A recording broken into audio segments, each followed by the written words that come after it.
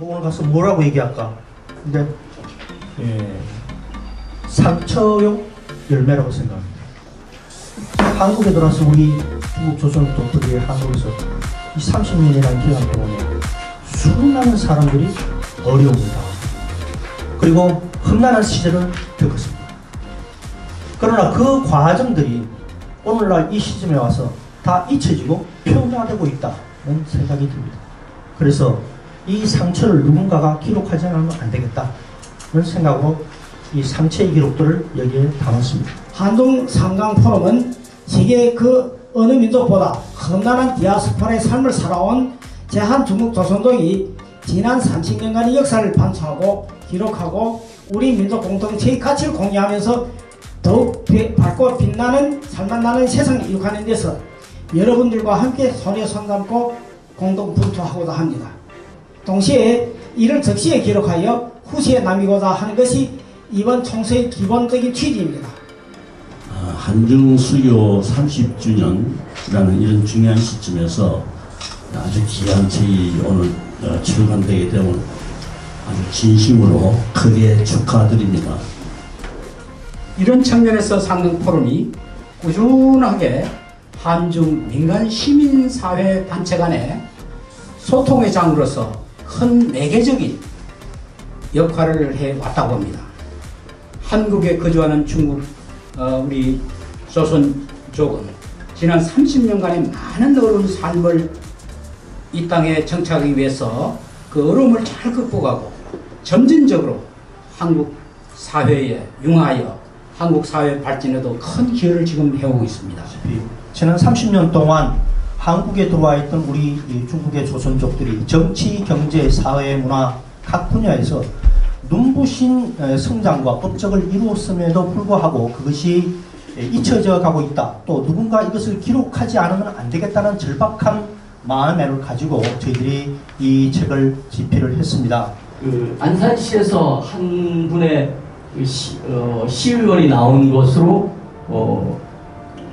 그 외에는 어떤 다른 결과가 없었던 것 같아요. 그래서 앞으로는 80만 조선족을 얘기하는데 걸맞게 한국 사회에서 조선족 동포들의 목소리가 좀 더 제대로 반영될 수 있기를 기대합니다. 또 이들이 대부분 얘기하는 걸 들으면 굳이 조선족이라는 이미지를 굳이 내세울 필요가 없다라고 생각하는 사람들이 많았습니다. 그거보다는 이제 본인의 업무에 충실하고 직장에서 본인의 역할을 다하고 경제적으로나 사회적으로나 일반적으로 긍정적인 에너지를 발산하는 것이 보다 중요하다라고 생각을 하고 있었는데 여기 계시는 선생님들 다 아시겠지만 역사는 주로 생각에서 쓰여집니다.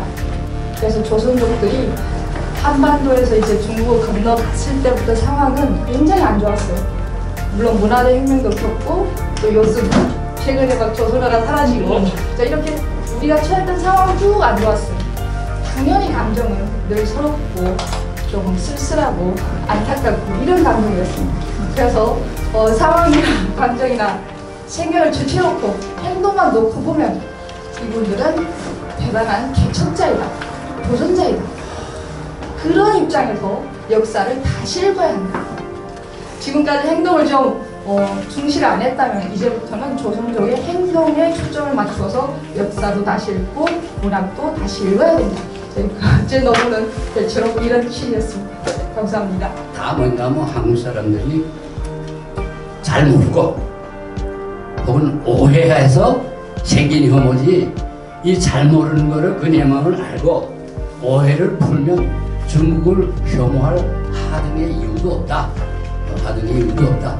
이게 저희 논문 꽤나긴데 쭉 읽어보시면은 한중수교 이후서부터 지금 현재까지 중국 동포 사회가 어떤 변화를 어떤 시기에는 어떻게 이슈가 됐고 또 그런 이슈를 통해서 이 동포 사회의 특징이 어떻게 나타나고 있는지를 잘 정리했다고 생각이 듭니다. 그래서 어느 한 특정 분야를 집중적으로 썼다기보다는 파노라마식으로 지난 30년의 조선족 동포 사회 그리고 그거를 저는 시기별로 좀 특징을 분석을 한다고 하면은 그래서 제 글이 제가 하고 싶은 말은 마지막 결론 부분에 한국 정부는 이제 조선족 동포를 갖다 동포로 인식하고 재반 정책을 갖다가 좀 더 적극적으로 펴야 된다고 주문하고, 그 다음에 한국 사람들도 과거에 느꼈던 그런 그 인식에 대해서 이제 변화할 때가 왔다는 거고, 조선족 동포들도 이제는 한국 사회 일원으로서 좀 더 적극적으로 참여해달라, 이렇게 3자가 각자 노력해야 된다. 아까 박재석 원장님께서 상처의 연매라고 말씀하셨는데, 저는 문학적으로 다른 말로 해서 지옥의 빛이라고 말씀드리겠습니다. 너무 심한 표현 같은데, 제가 이 제 글은 천국의 그늘과 지옥의 빛이 사이에 있는 상황이라고 이해하면 되겠습니다. 그래서 그 혐오와 차별은 정부 차원의 차별이고, 그 다음에 언론 있고, 뭐 정치인이 있고, 민간이 있고, 그렇게 한데, 가장 관건적인 정부입니다. 그래서, 불행이 생겼을 때 진불하라 한다, 이런 중속감이 있는데, 그 코로나 사태가 터지니까 한국 정부에서 그때 진보 정권인데, 그래도 우리 이쪽 사회에서는 진보 정권을 많이 지지하고 개혁하는데, 차별이 심했다. 그건 다음 부분입니다. 그래서 우리 동포분들이 아쉬워하고 아파하고 힘들어하는 부분은 그 당시에는 많은 동포들하고 앉아서 이야기했던 내용들이 고스란히 이 책자에 녹아있는 점이 오늘 저로서는 참 정말 소중한 보물 같은 이런 책자구나 라는 생각을 했었고요. 그랬지만은 오늘처럼 이 자리처럼 이렇게 가슴이 뜨겁고, 아까 이제 이 젊은 교수님이 말할 때 제가 이렇게 김동훈씨가 내가 스토리에서 말하는데 눈물이 나지. 너무 우리 조선족의 미래가 보이고 또 희망도 보이고.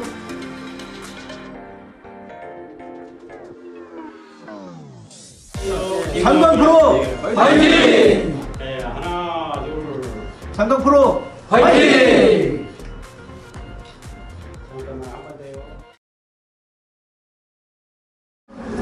되겠죠? 예. 네.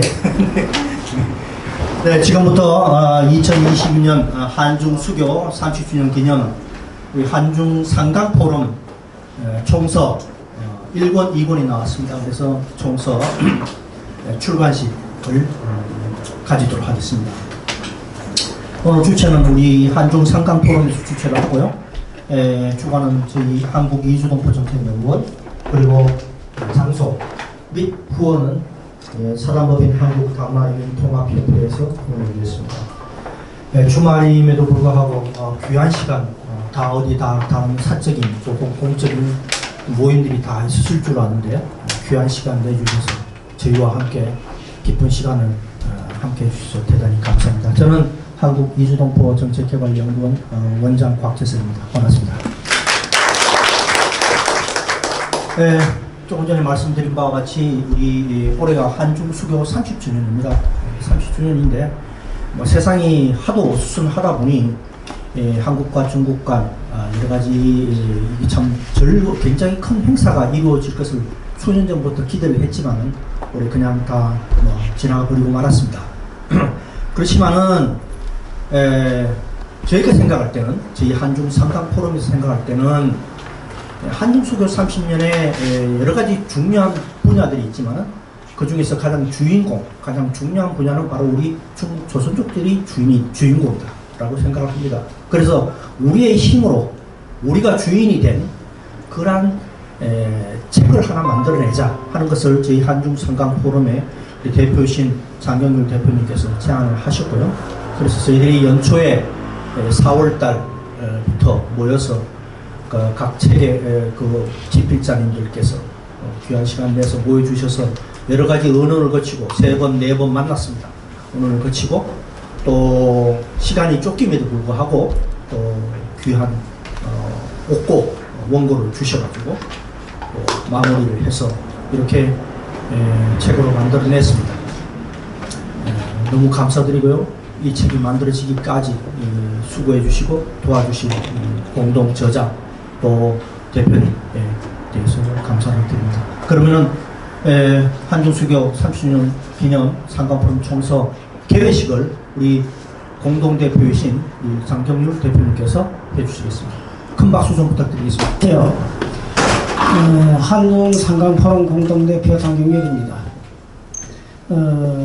한중 수교 30주년 기념 총서 출간식을 맞아가지고 여러분들 모시고 개사를 할 수 있는 영광을 지내서 대단히 고맙습니다. 오늘 우리 상강포럼은 한중 수교 30주년을 기념해가지고 지난해부터 2년간 열심히 진행하여 온 일련의 행사 중에서 우리 행사를 많이 했습니다. 여러 가지 행사. 그 행사 중에서 지로봉 클라이막스인 중앙수교 30주년 기념 총서 출간 기념 행사를 거행하게 되었습니다. 이는 상강포럼 곽재석 상임대표님, 정인갑 상임고문님, 그리고 김영필 상무총장님과 저를 비롯해서 상강포럼의 핵심 멤버들과 또 모든 집필자 선생님들, 그리고 오늘 여기에 특히 모셔온 그 기빈님들, 그리고 평소에도 우리 사업을 적극적으로 지지해 주신 모든 분들이 일대 경사가 아닐 수 없습니다. 주지하다시피 바로 지난 30년 전 중국 조선족들은 한중 수요와 더불어서 코리아 드림을 안고 조상이 나라 한창 선진국으로 도약하는 모국 한국으로 진출하였습니다.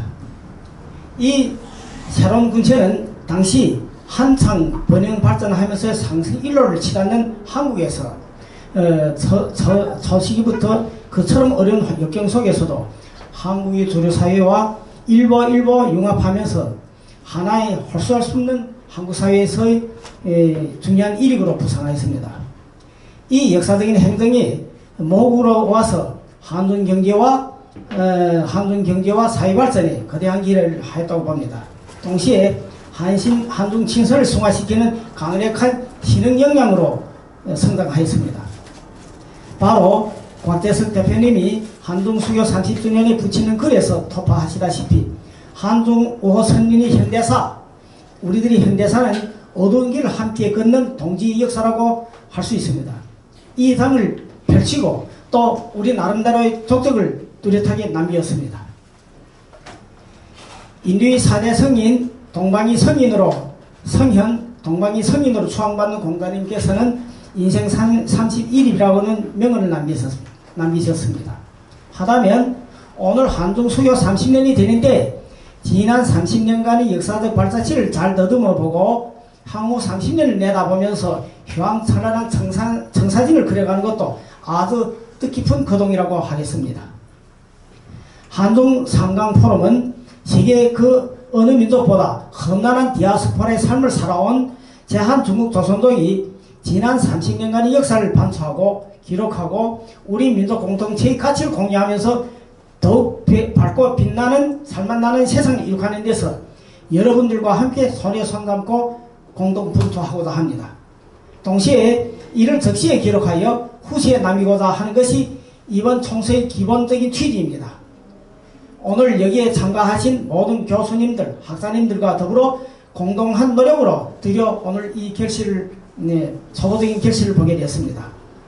물론 한중수교 30주년을 맞아가지고 오늘 지금까지 수많은 학자, 교수와 전문가들을 비롯해서 한중의 지성인들이 이 역사적인 기념 행사에 몰입하여 많은 행사를 펼치고 있습니다.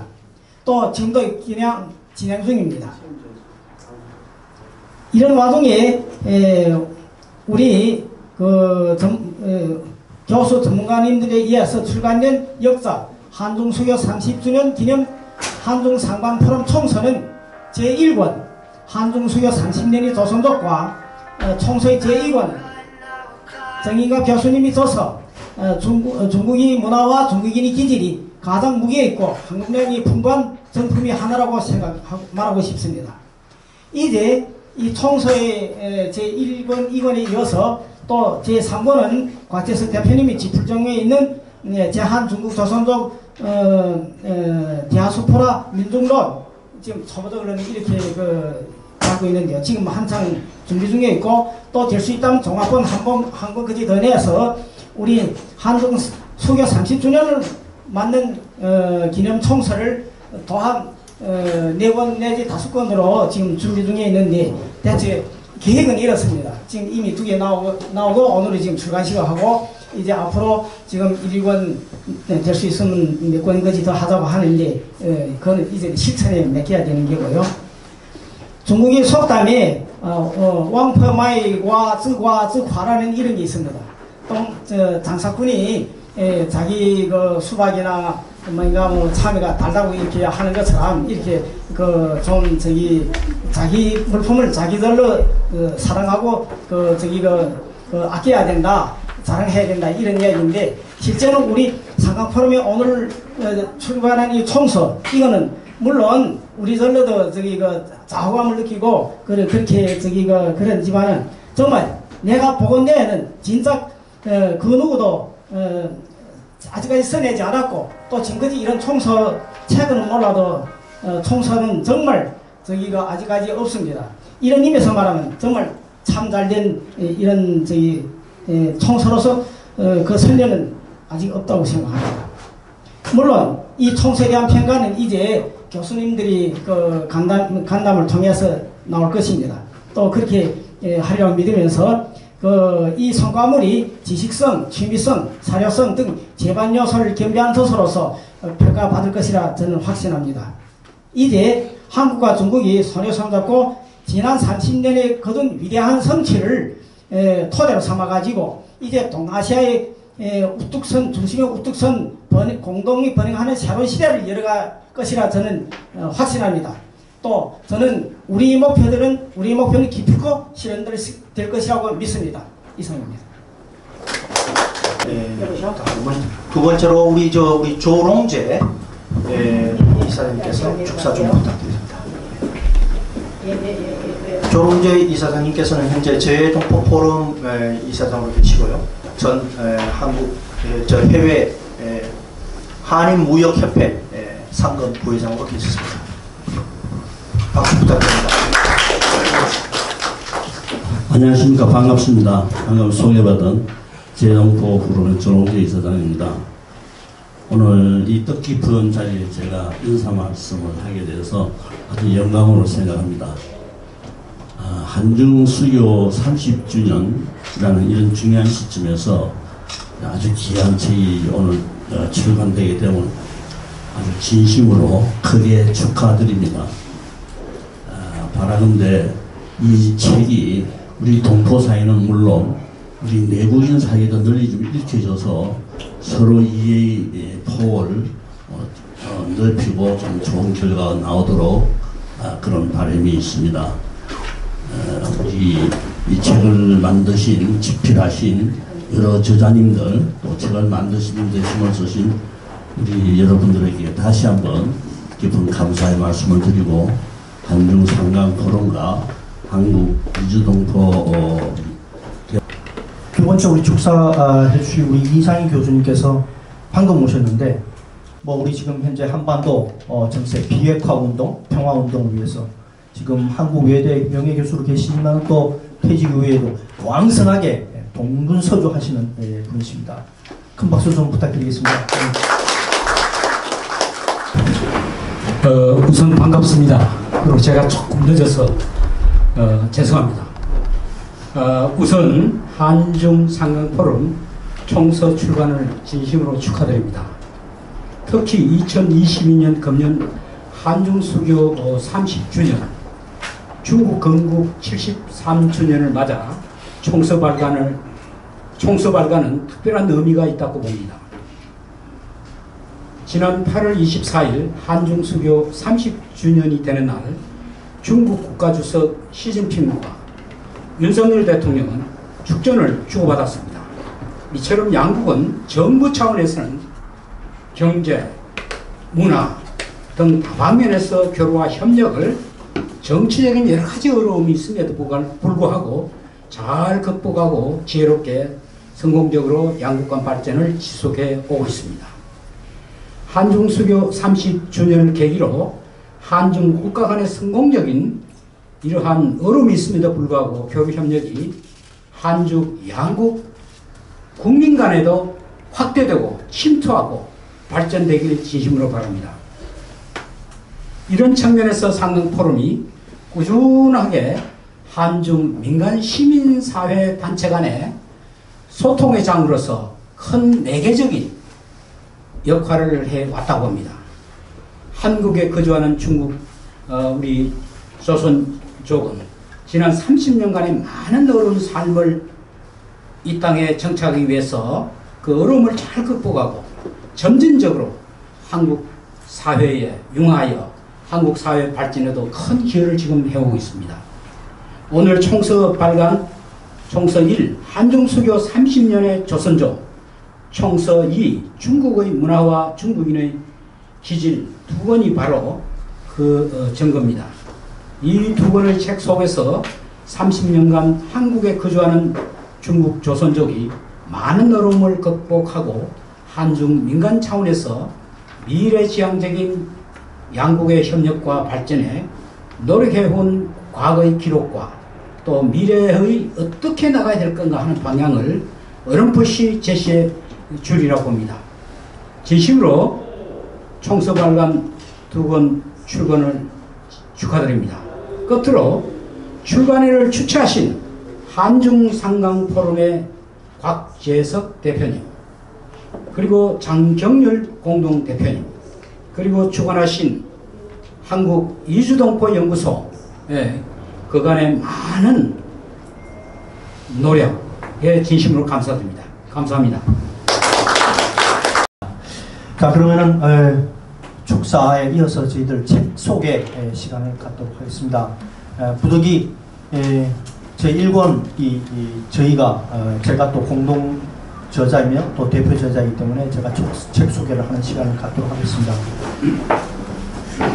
총서 1권으로 나온 이 한중상강포럼 총서는 1권은 한중수교 30년의 조선족이라는 제목으로 잡혔습니다. 이 책은 우리 이장 교수님 또 우리 조롱재 이사장님 말씀해 주셨다시피 이 책을 만드는 데 있어서 기본적인 원칙은 철저하게 학술적으로 저희들이 이 책을 구성하자고 했습니다. 그래서 각 분야에서 그래도 이 자기 분야에서 이 우리 중국 한중 관계라든지 또 조선족 중국 동포 문제 관련해서 굵직굵직한 연구를 해오신 분들을 중심으로 해서 저희들이 집필진을 구성했습니다. 지난 4월 달부터 해서요, 한 4, 5개월 정도 저희들이 각 분야에서 연구를 해주셨는데요. 이 시간에 저자분들을 잠깐 소개하는 시간을 갖도록 하겠습니다. 저희들이 만들어서 그런지 뭐 자랑은 뭐 하는 것은 당연하겠지만은 한번 읽어보시길 부탁드립니다. 요 한 권으로 우리 지난 30년 동안 우리 중국 동포들이, 조선족 동포들이 한국에 들어와서 했었던 여러 가지 업적, 성취, 또 여기에서 당했던 여러 가지 어려움들, 이런 것들이 한 권의 책으로 다 녹아 있다. 그래서 좀 자랑할 만하다는 생각이 듭니다. 저는 이 책을 두고 오늘 가서 뭐라고 얘기할까? 근데 상처용 열매라고 생각합니다. 한국에 들어와서 우리 중국 조선 동포들이 한국에서 이 30년이라는 기간 동안에 수많은 사람들이 어려움을 당하고 그리고 험난한 시절을 겪었습니다. 그러나 그 과정들이 오늘날 이 시점에 와서 다 잊혀지고 표면화되고 있다는 생각이 듭니다. 그래서 이 상처를 누군가가 기록하지 않으면 안 되겠다는 생각으로 이 상처의 기록들을 여기에 담았습니다. 한국 정부가, 한국 사회가 우리가 같은 동족으로서 우리들이 한 것들을 자세하게 기록을 했습니다. 그러면 또 한편으로는 우리 중국 동포들이 이룬 업적을 한쪽으로 열매를 이곳에 담았습니다. 특히 우리 김부영 교수님께서 적어주시지만 우리 경제 분야에서는 눈부신 열매를 우리가 만들어냈다라고 생각합니다. 그래서 그러한 열매를 놓고요. 이 자리를 빌어서 한 가지 특별히 여러분들에게 더 말씀드리고 싶고 또 감사의 인사를 드리고 싶은 것은 집필자 중에서 김부용 교수님, 전원주 교수님 두 분은 우리 조선족 4세대입니까? 3세대입니까? 어떤 책에서는 3세대라고, 누구는 4세대라고, 누구는 5세대라고 그거 잘 모르겠는데 네. 옆에 사람이면 네. 4세대고 네. 안쪽 사람이면 4세대. 네. 네. 한국 사회에 우리 중국 동포 1세대, 2세대가 와서 고생을 해서 이룬 열매 중에 하나가 바로 이분들입니다. 많은 자녀들을 위해서 고생을 해서 그렇게 해서 그분들이 또 현명한 머리로 좋은 대학을 나오고 한국의 각계에서 자리를 잡고 잘 활동을 하고 있다. 두 분은 아주 글을 한번 읽어보십시오만 생각이 아주 통찰력이 있고 깊이가 너무 깊습니다. 그래서 자랑스러운 민족의 보배다라고 저는 생각이 들고요. 또 다른 한편으로는 또 한 번 아쉬운 것은 자기의 정체성을 드러내지 않고 생활하고 있는 조선족 자제들이 많이 있다. 굉장히 많다. 그럼에도 불구하고 두 분은 글을 통해서, 연구를 통해서, 활동을 통해서 이러한 것들을 과감하게 자기의 글로 표현하고 또 그것을 글로 연구로 만들어내는 그러한 좀 자랑스러운 정체성, 또 자랑스러운 자기의 어떤 그것을 가지고 있다는 생각이 듭니다. 조금 최근에 좀 아쉬웠던 문제는 우리 중국 동포 사회가 더욱 발전하기 위해서는 세대를 이어가면서 우리가 앞세대에서 이루었던 업적을 받아서 넘겨서 그것을 빛내는 어떤 자손 세대, 후세대가 있어야 되는데 그것이 끊어지지 않나 하는 그러한 걱정이 있었는데 두 분을 이 원고를 글을 통해서 그분들의 업적을 여기에 담을 수 있어서 대단히 한편으로는 자랑스럽기도 하고 한편으로는 다행스럽기도 하고 한편으로는 감사합니다. 큰 격려의 박수 좀 자, 한중수계 30주년 제1권 소개는 이걸로 잠시 마치도록 하고요. 공동저자이기 때문에 나중에 자담 시간에 각 저자들의 자기 글 원고 소개를 받도록 하겠습니다. 제2권 소개 우리 정인갑 교수님 반독저서인데요. 한번 읽어보십시오. 저는 그 책을 쭉 읽으면서 배꼽을 잡기도 하고 울기도 하고 아주 재미있었던 책입니다. 자. 네. 이 자리에 서서 저희 책을 소개하게 돼서 이제 영광으로 생각합니다. 이 책은 제가 20년 전부터 준비하고 쌓고해서 이제 쓴 책인데, 그러니까 20년에 책 한 권 쓴 제조밖에 없습니다, 저는. 우리 김정론 같은 분은 걸핏하면 책 하나씩 툭툭 튀어나오는데 나는 20년 가야 책 겨우 하나 쓰는 수준이니까 그만큼 제가 능력이 약한 겁니다. 이 책을 쓰게 된 그 역사를 이제 간단히 하고 싶은 말이 있는데, 1997년부터 제가 경향신문사 북경특파원 신영수와 같이 베이징 저널이라는 신문을 만든 적이 있습니다. 그 신문에서 제가 중국어 산책이라는 이제 칼럼 문장을 이제 썼는데, 한 20-30편 쓰고 나니까 쓸 거 없어서 그만두자 하니까 신국장이 쏘! 그래서 뭘 쓰라는 겁니까? 하여튼 이건 쓰란데 이거 뭘 쓸까 하다가 이게 중국의 이제 전통 문화에 관해서 이제 한 편, 두 편 이렇게 몇 편 썼는데, 인천대학의 이제 부설 고등학교가 북경농업대학에 가서 이제 어학연수를 하는데, 이제 저를 이제 불러다가 한번 특강을 시키더라고요.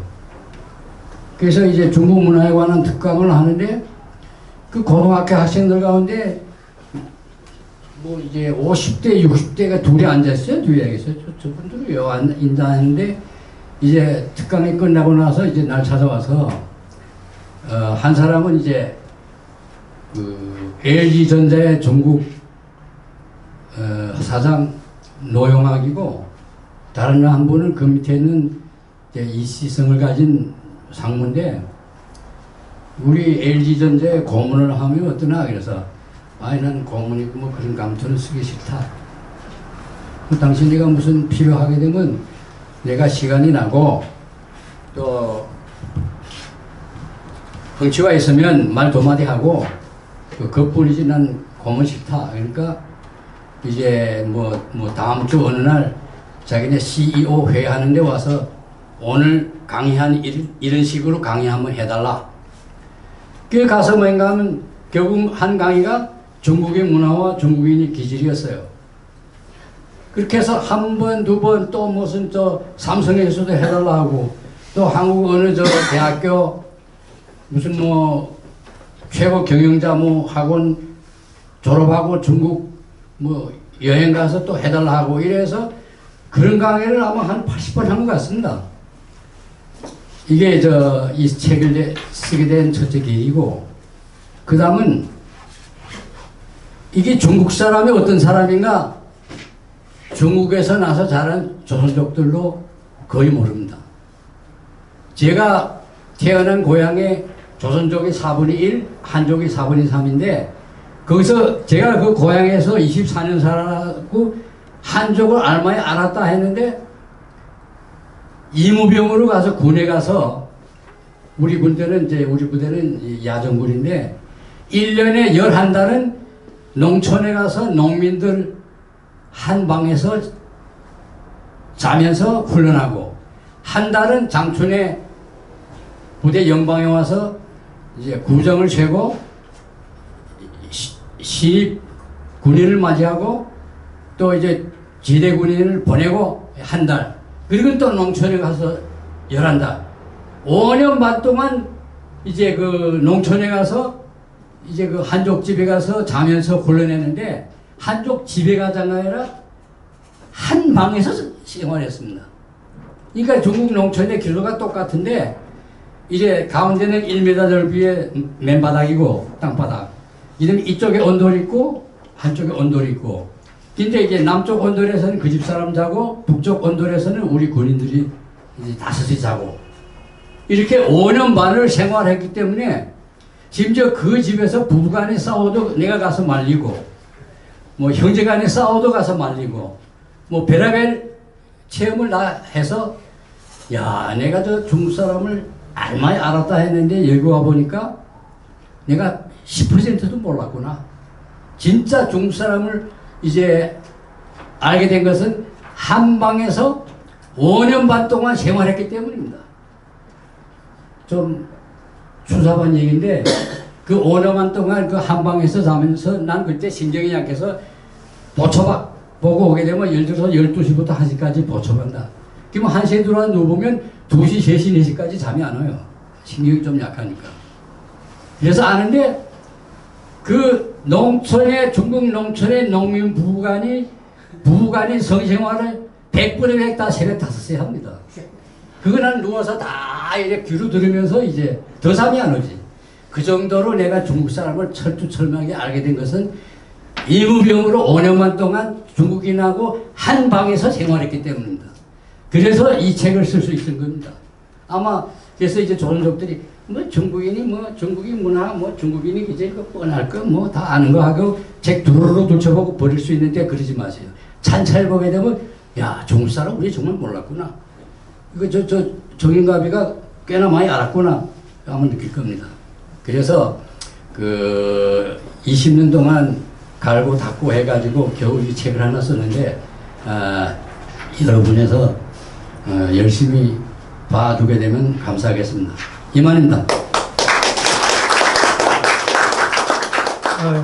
교수님 뭐 20년 동안 책 한 권 쓰셨다 그러는데 그 책 앞에 그 저자 속에 보면은 책을 수없이 쓰셨습니다. 이거 저 겸손의 말씀하셨고요. 그 우리 한 권 드린 책 있잖아요. 고서 오류 해제. 요것도 한 4, 5개월 전에 나온 책입니다. 금년에 썼어요. 요것도 한국 고서 오류 해제인데 지금 요 교보문고에서 쏠쏠하게 아주 재밌게 팔린다는 얘기가 있던데요. 네, 요것도 한번 얘기해 주셔도. 아니 이 책 몇 권 가져왔는데 한문화 하는 사람이 없을 것 같아서 많이는 안 가져왔지만 수요되는 사람 저한테 얘기해서 한 권씩 드리겠습니다. 네. 그러면은 이 좌담 시간으로 그래도 각 귀한 옥구를 쓰시기 때문에 각 분야에서 이 집필해 주신 스승님들의 말씀을 잠시 그 책 글 원고의 내용에 대해서 잠시 소개를 듣고 또 혹시 쓰시면서 있었던 감회 이런 내용들을 좀 저희들이 듣는 시간을 갖도록 하겠습니다. 순서 책에 나와 있는 저자 순서대로 해주시면 감사하겠습니다. 먼저 곽성지 교수님 부탁드리겠습니다. 지난 6월 중순 하순쯤인가 우리가 1차 회의를 했거든요.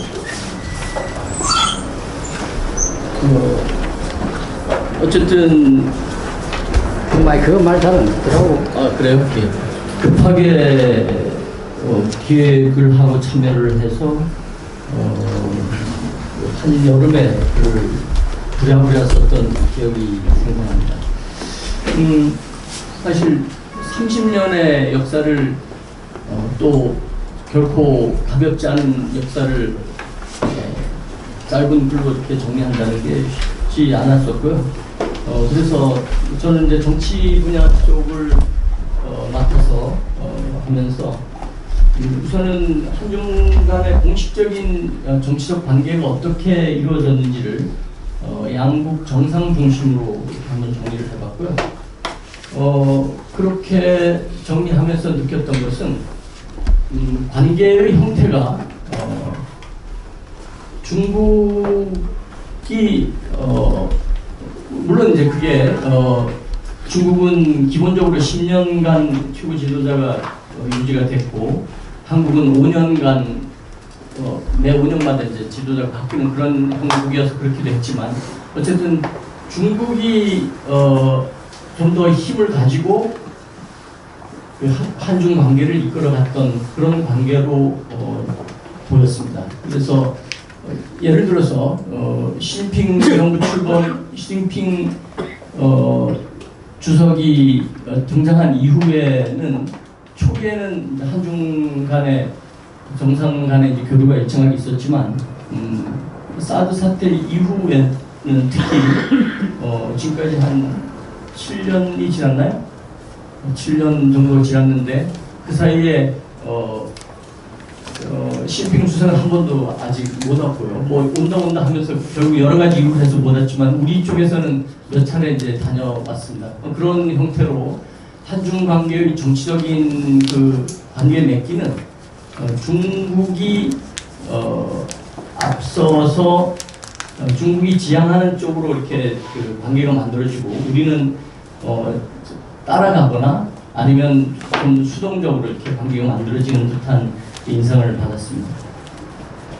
중요한 것은 사실 이제 정치적인 그 부침 속에서 조선족 동포들이 겪었던 그런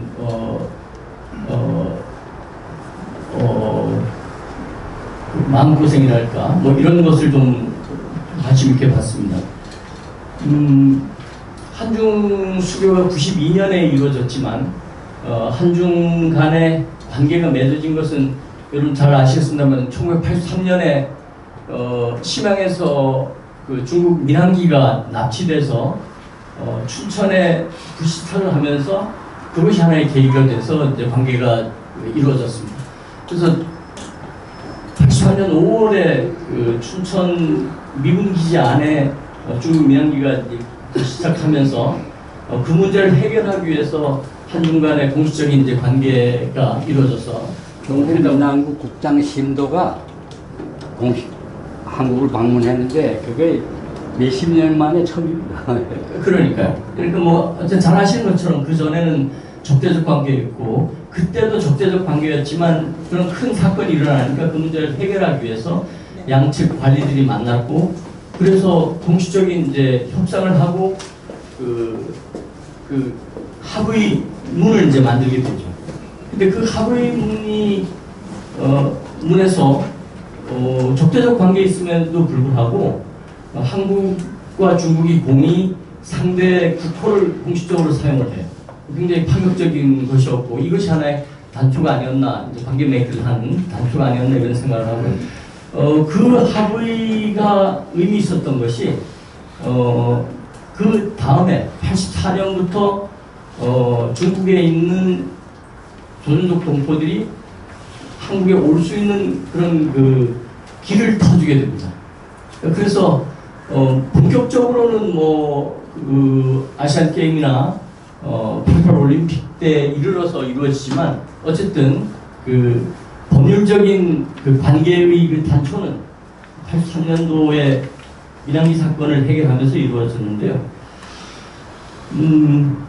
그리고 잘 아시는 것처럼 사드 문제나 또는 동북공정 문제나 특히 무형문화재 등재 문제 이런 것들이 좀 굵직한 한중 간의 갈등 요인이었는데 그런 그 사건이 있을 때마다 조선족 동포들이 한국과 중국 사이에 끼어서 마음고생을 하는 그런 것들을 이제 좀 더 살펴볼 수 있었습니다. 어쨌든 이제 30년이 지난 지금 우리가 과거를 돌이켜보면 아주 괄목할 만한 중요한 변화들도 많이 있었지만 또 아쉽거나 또 안타까운 그런 일들도 겪지 않았었다 이런 생각을 해봅니다. 또 한국에서 조선족 동포들이 이제 위상을 키워가는 과정에서 이제 정치적 위상과 관련해서 보면 2013년 선거 때부터 정치적인 어떤 관심을 가지고 정치권에 몸을 담으려고 했던 그런 분위기가 일정하게 있었습니다. 뭐 유권자 연합회 뭐 이런 그 조직도 만들어졌고 그랬는데 안타깝게도 지난 그 총선에서도 지난 지자체 때 그 안산시에서 한 분의 그 시의원이 나온 것으로 그 외에는 어떤 다른 결과가 없었던 것 같아요. 그래서 앞으로는 80만 조선족을 얘기하는데 걸맞게 한국 사회에서 조선족 동포들의 목소리가 좀 더 제대로 반영될 수 있기를 기대합니다. 이거 마치겠습니다. 네, 경제 분야에서 우리 김무용 교수님께서 집회해 주셨습니다. 네, 안녕하세요. 저는 김무용이라고 합니다. 저는 학부까지는 중국에서 다니고 이제 한국에서 석사 박사를 서울대 경제학부에서 마치고 지금은 인천대 동부학부제 통상학부에서 학생들 가르치고 있는데 그 전에는 이제 대외경제정책연구원이라는 곳에서 중국을 지역별로 나누어서 연구를 하는 그런 투자와 뭐 수출과 이런 쪽으로 연구를 한 6년 동안 했었습니다. 지난번에 이제 저한테도 이제 원고 의뢰가 와서 제가 원고를 작성할 위치에 있는 사람은 아니지만 굉장히 감사하게 생각을 하고 또 원고를 작성을 하면서 조선족이라는 문제에 대해서 또 한중 경제 협력에 있어서 그동안의 조선족이 어떤 역할을 수행해 왔는지를 다시 한번 되짚어보는 그런 좋은 계기가 되었다라는 말씀을 우선 드리고 소개받은 대로 저는 이제 한중 경제 협력에서 한중 경제 협력과 조선족의 역할이라는 주제로 원고를 작성했는데 원고에서 알 수 있다시피 크게 이제 두 파트로 나누어서 진행을 했습니다. 한 파트는 이제 30년 동안 한국과 중국이 경제 협력 측면에서 어떤 성과를 이루었는지를 한번 쭉 성과를 되짚어 보았는데 아시다시피 92년에 수교하고 나서 양국 간에 이제 무역과 투자 측면에서 발목할 만한 많은 성과를 거두었죠. 그래서 현재 중국은 한국의 입장에서 교역대상국 1위이고 또 중국의 입장에서 한국도 이제 교역 상대국 2위로서 상당히 서로가 서로에게 중요한 위상이 많이 강화되었다라는 점을 알 수 있었고 또 투자의 측면에서도 중국이 한국의 입장에서는 미국 다음으로 투자를 많이 하는 국가로서 두 나라가 경제 협력을 그동안에 많이 확대해 왔다라는 것을 수치적인 통계를 통해서 첫 번째 파트에서는 보여주는 그런 작업을 했습니다.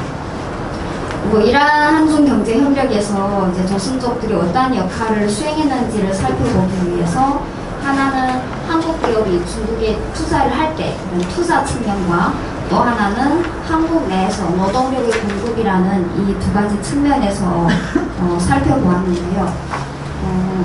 한국 기업이 중국에 투자함에 있어서는 우리가 생각하던 것과 마찬가지로 단순한 그런 통역에서부터 관광 안내 여기에서부터 시작해서 시장 조사라든지 또 현지 기업인을 소개한다라든지 또 현지 정부를 상대로 해서 비즈니스 활동을 하는 이런 다양한 측면에서 또 특히 초기에 한국 기업이 중국에 대한 문화와 경제와 이런 여러 가지 인식이 부족했던 상황에서 조선족의 역할이 상당히 컸고 또 그거를 이제 입증을 할 수 있는 내용이 바로 한국 기업의 중국 진출에 있어서 초기에 주로 조선족이 많이 거주하는 동북 삼성이나 그리고 산동성이나 이런 쪽으로 많이 진출해왔다는 것이죠. 또 지금은 중국 내수 시장을 목적으로 하는 한국 기업의 중국 진출이 많기 때문에 이런 내수 시장 공략에 있어서 현지 문화와 또 현지 기업과 현지 소비자들의 다양한 정보를 제공하는 측면에서 또 과거에 비해서 보다 전문성을 가지고 여전히 한국 기업의 중국 진출에 있어서 중요한 역할을 하고 있다라는 것을 알 수 있었고요. 그리고 한국 내에서 노동력 공급의 측면에서 살펴보기 위해서 통계청이라든지 법무부의 관련 통계를 이용해서 한국에 입국하고 체류 중인 그런 조선족의 수를 파악해 본과 동시에 한국에 들어온 1세대와 비교하여서 달라진 4세대의 위상과 역할을 살펴보기 위해서 제 주변에 있는 지인들을 대상으로 설문조사를 좀 해보았습니다.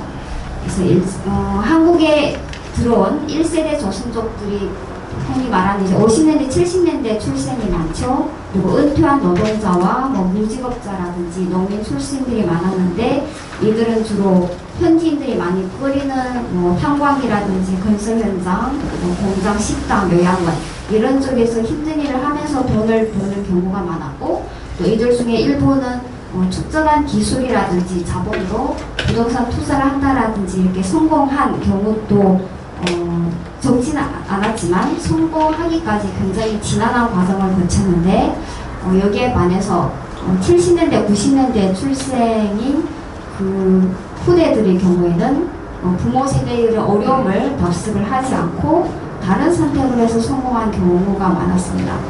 그래서 이들은 또 상대적으로 과거 부모 세대와 비교해서 교육 수준도 높고 또 한국으로 유학 와서 졸업한 뒤에 한국에 남아 취직하는 경우가 많다 보니까 부모 세대와는 다른 직종과 접근해서 근무하면서 이제 전문 지식을 많이 발휘를 하고 있었는데 그래서 제가 주변에 있는 이제 회사 임원들이라든지 변호사나 펀드 매니저나 교수 이런 몇몇 분들을 대상으로 해서 그들이 어떤 일에 종사하고 있고 그래서 한국 내에서 한중 경제 협력에 있어서 어떤 역할을 수행을 하고 있고 또 그들이 지향하는 가치가 무엇인지 이런 여러 가지를 제가 설문을 통해서 조사했는데 조사 결과 이제 인상적이었던 점이 일단은 모두 다 굉장히 성실하고 삶에 대한 열망이 있었고 또 일에 대한 즐거움을 가지고 자기가 하는 일에서 최선을 다하면서 그 과정에서 아주 자연스럽게 한중 경제 협력에서 각자 나름의 역할을 수행하고 있었다라는 점을 발견할 수 있었고 또 이들이 한중 경제 협력에서 조선족의 역할에 대해서 한결같이 얘기하고 있는 것은 과거에는 주로 언어적인 강점을 내세웠는데 지금은 한국어를 잘하는 중국인도 너무 많고 또 중국어를 잘하는 한국인도 너무 많기 때문에 과거와 같이 단순히 언어적인 강점을 내세우는 의사소통 중개자 내지 단순한 정보 제공자의 역할에서는 벗어나야 되고 전문성을 내세우는 방향으로 가야 되고 또 그렇게 가고 있다라고 답했던 점이 인상적이었고요. 또 이들이 대부분 얘기하는 걸 들으면 굳이 조선족이라는 이미지를 굳이 내세울 필요가 없다라고 생각하는 사람들이 많았습니다. 그거보다는 이제 본인의 업무에 충실하고 또 직장에서 본인의 역할을 다하고 경제적으로나 사회적으로나 일반적으로 긍정적인 에너지를 발산하는 것이 보다 중요하다라고 생각을 하고 있었는데 그 중에 어떤 교수가 하는 얘기는 조선족으로서가 아니라 한 인간으로서 자신의 삶이 행복해야 하고 또한 의미 있는 일을 할 때 그럴 때 자연스럽게 한중 경제 협력뿐만 아니라 동북아를 넘어서서 전 인류가 보편적으로 직면하는 문제 해결에도 이제 기여할 수 있다라고 답변을 해주셨던 점이 굉장히 인상적이었습니다. 그래서 전반적으로 이제 한국의 체류 중인 이런 차세대 조선족들은 직업뿐만 아니라 뭐 지위라든지 가치관이라든지 이런 다양한 면에서 부모 세대와는 차이를 보이면서 한층 높아진 한국 내 조선족 노동자의 위상을 보여주고 있다라는 점을 발견을 할 수 있었고요. 그래서 향후에 이제 한중 경제 협력이 물론 지금 여러 가지 어려움이 있긴 하지만 그래도 경제 협력이 지속적으로 강화될 거라고 생각하고 있습니다. 특히 이제 미래 산업과 관련하여서 또 환경과 관련된 첨단 산업과 관련된 분야에서 기존에 비해서 한층 업그레이드된 방향으로 한중 간의 경제 협력이 추진될 것이라고 생각하는데 이 과정에서 이런 차세대 조선족들이 보다 많은 역할을 수행했으면 좋겠다라는 바람을 갖고 있습니다. 네, 여기까지 하겠습니다. 네, 다음 우리 책 순서대로 3장을 집필하신 3장의 행동의 언어로 이주사와 시작품 다시 읽기 정은주 박사님 부탁합니다. 네, 안녕하십니까. 아마 이 자리에서는 제가 제일 막내인 것 같습니다. 저는 그 연변대학 조문학부를 졸업했고요. 이제 석사까지 연변에서 마치고 2013년도에 연세대학교에 이제 입학을 했습니다. 제가 쓴 논문은 행동의 언어로 이주사와 시작품 다시 읽기입니다. 그리고 부제가 조선족의 인식의 변화 과정이었습니다. 제가 처음부터 이제 연세대학을 다니면서 조선족 문학이랑 인식에 관심을 가졌던 건 아닙니다. 그래서 어떤 계기로 이렇게 조선족 문학에 이제 관심을 갖게 되었냐면요. 짧은 에피소드가 하나 있습니다. 한 2014년 한 가을이었어요. 제가 신촌 근처에서 우연히 좀 늦게 한 9시쯤 순대국밥을 먹으러 갔어요. 거기는 다 한국 사장님이셨고 한국인 이제 아주머니들이 일을 하시는 그런 순대국밥집이었습니다. 근데 이제 좀 늦은 시각이었는데 제가 이제 혼자서 밥을 먹고 있는데 어떤 조선족 아저씨 한 분이 들어오셨어요. 근데 그분이 그 사장님한테 다대기를 좀 달라고 하셨어요. 근데 이제 마침 그 전에 제가 미리 손님으로 앉아 있었기 때문에 그분들이 말씀하신 걸 제가 이렇게 들었는데 다대기가 다 떨어져갖고 새롭게 만들어야 된다 이런 이야기를 하고 계셨어요. 근데 이 조선족 아저씨가 딱 들어오셔갖고 다대기 달라고 했는데 사장님이 없다고 그러신 거예요. 근데 이 아저씨가 갑자기 엄청나게 큰 한숨을 쉬면서 조선족이라고 다대기도 안 주네 이렇게 하시는 거예요. 그 이야기 저한테 굉장히 충격적이었습니다. 그냥 없어서 안 줄 수도 있는데 저분은 왜 스스로를 저렇게 비하하시지? 그 뒤에 제가 이제 대림동 12만 출구 여기 반지하에서 반년 정도 이제 하숙을 했는데요. 그 뒤에 만나는 대부분의 조선족 저희 아버지 어머니 뻘 되시는 분들이 대체로 좀 그와 비슷한 인식을 지니고 계셨어요. 제가 볼 때는 좀 더 스스로를 좀 낮춰보는 괜히 막 한국 사람들한테 서러움을 스스로 당하는 막 그런 느낌을 굉장히 많이 받았습니다. 그래갖고 왜 조선족들은 이런 인식을 지니고 있을까? 그 근원이 어디에서부터 시작됐을까? 또 그런 것들이 문학에는 어떻게 나타날까? 이런 것들에 관심을 갖고 좀 연구를 시작을 했습니다. 그래서 이 논문은 어떤 부분으로 써야되냐면요. 불교에서는 인간을 5온으로 나눕니다. 색, 수, 상, 행, 식이라고 하죠. 그래서 조선족이 처한 상황은 어땠으며 조선족들이 지닌 감정은 어땠으며 생각은 어땠고 행동은 어땠느냐 이렇게 나누어 보기 시작했습니다. 여기 계시는 선생님들 다 아시겠지만 역사는 주로 생각에서 쓰여집니다. 그래서 조선족들이 한반도에서 이제 중국을 건너갔을 때부터 상황은 굉장히 안 좋았어요. 물론 문화대 혁명도 겪고 또 요즘 최근에 막 조선어가 사라지고 이렇게 우리가 처했던 상황은 쭉 안 좋았어요. 당연히 감정은 늘 서럽고 좀 쓸쓸하고 안타깝고 이런 감정이었습니다. 그럼 생각은 어땠을까? 뭐 우리가 고향을 떠나서 이수지에서 살기 때문에 우리는 이런 삶을 살 수밖에 없어. 우리는 참 불쌍한 존재야. 우리는 디아스포라야. 이런 생각을 지니고 삽니다. 그리고 역사는 대체로 이렇게 상황, 감정, 생각에 초점을 맞춰졌어요. 행동을 좀 크게 관심을 안 가졌습니다. 그래서 저는 행동에 관심을 가졌습니다. 그러한 상황에도 불구하고 행동만 놓고 보면 처음부터 한반도에서 누구보다 먼저 과감히 진취적으로 중국으로 건너가는 행동을 하셨고, 문화적 혁명이라는 크나큰 상황 속에서도 결국 살아남으셨고, 다시 한중수교가 일어난 뒤에 또다시 누구보다도 먼저 과감히 행동을 건너오셨습니다.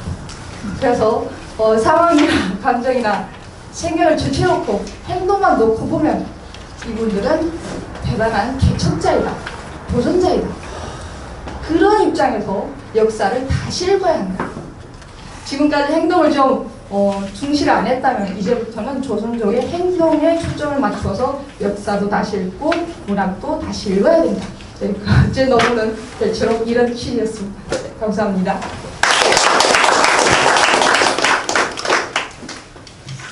네, 다음 우리 전인갑 교수님.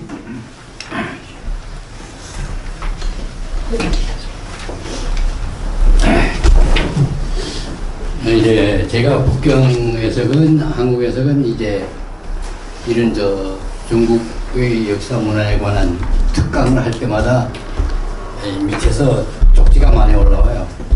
이 문제 좀 얘기해봐라. 이 문제 좀 얘기해봐라. 그래서 한국 사람들이 중국을 혐오하는 게 도대체 뭐이냐를 제가 머릿속에 화납니다. 이 책에는 기타까지 합치면 7가지를 얘기했는데, 이걸 쓰면서 제가 사실상 부담이 컸어요. 이거 자칫하게 되면 나를 중국 공산당의 어영문인 아니냐 이런 오해를 받을까봐. 근데 사실 저는 중국에서는 공산당 조직회의에서는 공산당을 아무리 비판해도 절대 문제 삼지 않습니다. 왜냐하면 그건 조직 내에서 했기 때문에. 조직 밖에 나가서 하게 되면 문제되지만, 공산당의 당 조직 회의에서 공산당을 제 아무리 욕해도 아무 문제 삼지 않아요. 그러면 사실 저는 중국에서는 공산당 조직 안에서는 준야당입니다. 준야당제가. 이 공산당 조직이 잘못한 것을 자꾸 꼬집는 이런 기질이니까. 그래서 제가 칼럼 문장을 아마 한 700~800편 썼는데, 거기에도 중국 공산당의 정책상에서 이러저러한 잘못을 쓴 문장이 아마 한 11편 될 겁니다. 네. 그래서 이제 중국 공산당을 이제 수호하자는 그런 사상은 머릿속에 하나도 없지만, 이제 내 문장을 보면 그런 오해를 할까봐 많이 조심조심 썼습니다. 다 쓰고 나니까는 뭐냐 하면, 이제 한국 사람이 중국을 혐오하는 거에 여기 7가지를 썼는데, 실제 혐오할 만한 거는 2개예요. 하나는 중국 인터넷에서 떠든 거예요. 김치는 중국의 역사 문화다. 그러니까 여기다 제가 그걸 상세하게 썼어요. 김치는 애누리 없이 한국의 문화다. 한국의 문화다. 이게 중국이 이 7가지가 잘못한 건 첫째, 김치 문제. 2번째는 동북공정에서 고구려 문제. 저는 한국 사람들이 동북공정이라 말하는 말 자체가 틀렸다고, 그걸 동북공정이라 하지 말고 고구려 공정이라 해야 맞습니다. 고구려 공정. 동북공정에 뭐 러시아도 얘기하고 이것도 얘기하고 그 중에 하나가 이제 고구려 문제입니다. 그러니까 중국의 고구려 공정 하면서 욕해야지 동북공정이라 욕하지 말라. 제 그런 글이 있는데, 그거는 중국이 완전히 잘못이거든. 그래서 이 문장에도 이건 중국이 잘못했을 뿐만 아니라 2002년에 시작해서 2007년도에 외무부 장관 리조싱이 그럼 중국의 공식적으로 고구려 공정을 인정합니까? 아니, 중국의 그 동북공정 안에 고구려 공정, 병강, 민족, 관계 공정, 이 6개 공정이 있어요. 그러니까 그 중에 고구려 공정을 동북공정을 얘기해야지 뭐 자꾸 동북공정이라고 하나. 거기에 한국하고 아무 상관없는 거 이게 이제 한 5분이 4됩니다. 그래서 교수님이 고구려 공정이라고 말씀하셔서 중국 입장에서 그 고구려 공정을 받아들이냐고요. 아니 그럼 중국에서는 그 문건 안에 고구려 공정이란 말이 있는데요. 있어요. 내가 뭔가 하면 이 동북공정을 소개하는 장편의 논문을 써가지고 우리 그 고구려 포럼에 가서 제가 발언한 적이 있거든요. 그걸 쓰기 위해서 북계에 가서 한 보름 업대에 있으면 쓰고 이랬는데, 그래서 그거는 그전에는 국가에서 상관 안 하고 너네 역사학자들 제멋대로 하고 싶은 연구 다 하고 싶은 소리 다 해라. 국가에서는 태도 표시 안 한다. 이러다가 2002년도에야 국가에서 공식 문건이 내왔습니다. 고구려는 전국 역사상 지방 소수민족 정권이라고 규정하니까 앞으로 우리 모든 출판물에 이렇게 하라. 이게 2002년도 8월쯤에 나온 겁니다. 그것도 뭔가 하면 중국 신문 출판 총서에 문건을 내렸는데 그 문건이 지금 우리 집에 보관되어 있습니다. 그러다가 이제 하다가 2007년도에 와서 이거 고구려 공정을 아무래도 우리 잘못했다. 노래상에서도 우리가 지고 또 이제 그 후과도 나쁘고 그러니까 이제 고구려 공정 앞으로는 때려치운다. 그리고 고구려 역사를 중국 역사에서 외국 역사로 돌렸어요. 내가 은퇴하게 1년 전에 우리 중화서국에서 중국의 국사편찬위원회입니다. 이제 중학교 역사 교과서를 쓰는데 저도 참여했는데 거기 고구려 역사가 없어요. 외국 역사이기 때문에. 그러니까 2002년에 시작해서 2007년도에 이거 우리 잘못됐다. 이조생이가 그 고구려 공정 하는 사람들 다 모아놓고 좌담회하는 거 잘못했다 반성하고 앞으로는 안 한다. 그러니까 밑에 사람들이 우리 계속 하겠다고 막 떠드니까 하지 마라. 이건 너 개인 행위다. 너 해도 어디 가서 발표 못하고 어느 출판사에서 출판 못한다. 왜? 국가에서 이건 아니라고 결정 내렸기 때문에. 그러니까 이거는 중국이 확실히 잘못했는데 잘못했다고 승인하고 그거를 고쳐서 있고 결국은 나머지는 이제 김치 문제 하나입니다. 김치 문제 하나. 그래서 이제 내가 문장을 찬찬히 보게 되면 알겠지만 이제 하나 예를 들면 이제 그 농악물을 이제 중국이 그 문화재로 유네스코에 등록이 됐는데 한국 사람들이 그렇게 그것 때문에 중국을 말이야 혐오하고 야단치는데 저희 중학교 동창 조선족 문일환이가 민족대학교에 민족 언어문화학원에 원장 하는데 중국의 이제 역사 문화 인류 무형 문화재 소수민족의 총책임 1인자입니다. 찾아가서 아니 그 농악물은 뭐 유네스코에 신청하고 한국에 이게만 하는데 무슨 판이야. 그러니까 그 문건을 가서 나한테 보여줘요.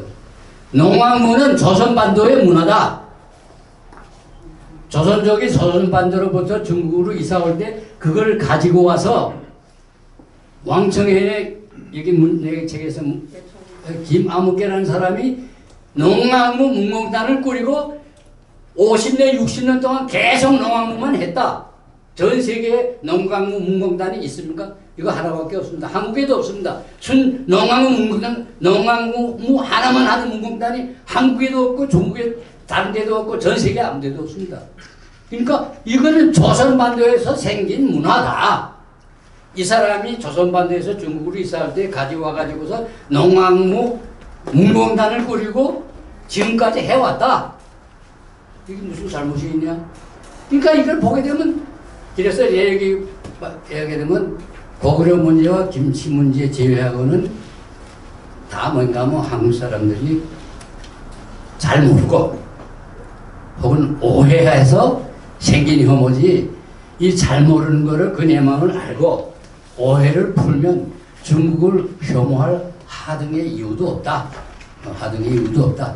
이게 저희 너무 꽤나 긴데 이자 해외다 보니까 50페이지나 되는데 여기는 그 이유까지도 하나하나 다 분석하다니 그렇게 되는데